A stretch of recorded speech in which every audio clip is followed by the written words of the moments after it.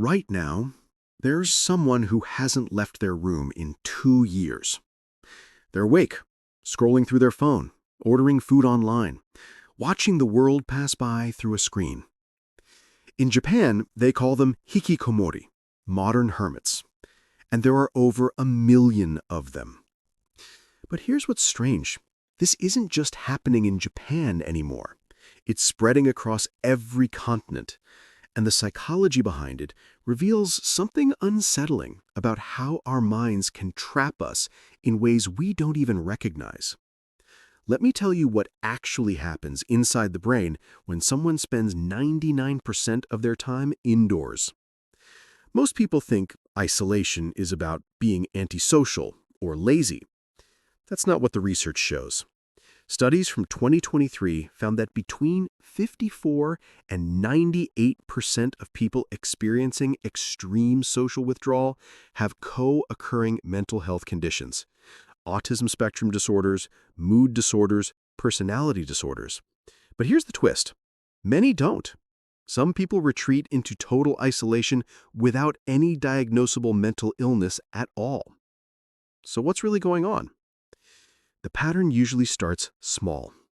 Maybe someone experiences a defeat. They fail an exam they studied hard for, or they don't get a job they desperately wanted. In Japan, psychiatrist Tamaki Saito noticed something fascinating.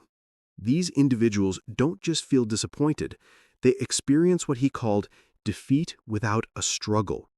They build an ideal image of who they're expected to be, perfect student, successful employee, and when reality doesn't match, they don't fight back.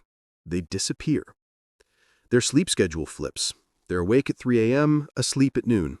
They survive on whatever food appears at their door or what they can grab from convenience stores in the dead of night. The room becomes their universe. But what's happening inside their bodies during this time? That's where things get genuinely concerning. Your brain produces serotonin when exposed to sunlight, the neurotransmitter that literally wakes you up and gives you energy. Without it, you're running on empty. That same sunlight exposure triggers your circadian rhythm, telling your body when to sleep and wake. Cut it off, and you're tossing and turning at night, exhausted during the day. One study found that just 10 to 30 minutes of sunlight maintains adequate vitamin D levels.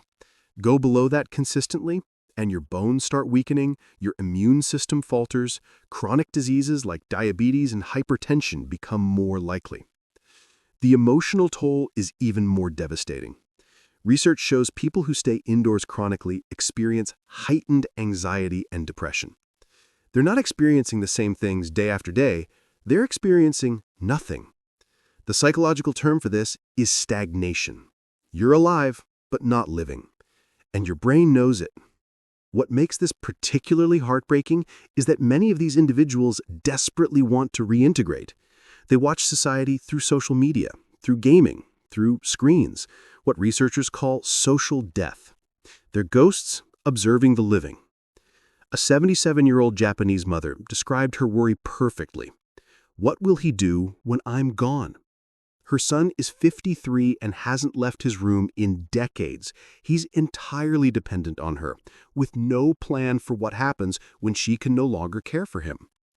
Family dynamics play a massive role here.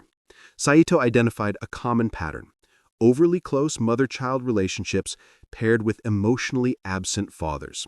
The child never achieves psychological separation. They remain dependent, unable to mature. The family, often out of shame, enables the withdrawal by meeting every need without pushing for change. It becomes what researchers call the hikikomori system, a breakdown where individual, family, and society lose contact with one another entirely. And now, after the pandemic, experts predict this phenomenon will explode. Government-mandated isolation normalized staying home. Remote work made it possible to never leave. South Korea recently launched a program offering $490 monthly to reclusive youth to reintegrate them into society. That's how serious this has become. The real question isn't why this happens, it's whether you recognize the early warning signs. 3 months of withdrawal is called pre-hikikomori, gradual emotional detachment. declining in-person relationships, spending more time in virtual worlds than physical ones. If you're watching this video at 2 a.m., having not seen another human face in days, that's not a judgment. It's a signal. Recovery is possible, but it requires facing the thing that drove the retreat in the first place.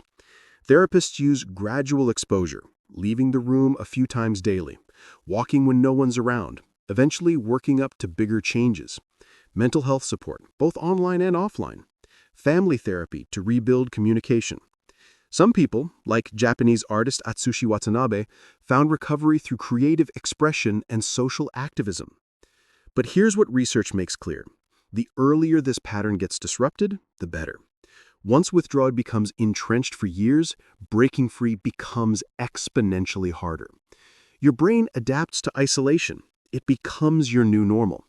And the longer you wait, the outside world becomes a place you've merely heard about, a distant memory of something you used to understand.